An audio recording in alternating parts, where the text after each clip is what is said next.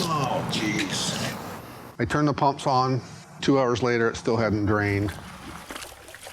I was a little unhappy about having to wade in and unplug it, but nobody else seemed to want to do it. God, that's cold.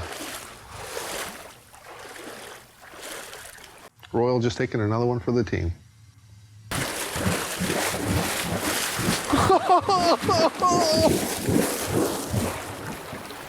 I did not do this. Oh, I think it's nice that Royal, in his own little way, volunteered to go out into the water and unplug it. But then again, I kind of have to take that with a grain of salt, because I wonder, is he the guy that shut the pumps off? So is he volunteering because he wants to take one for the team, or is he volunteering out of guilt?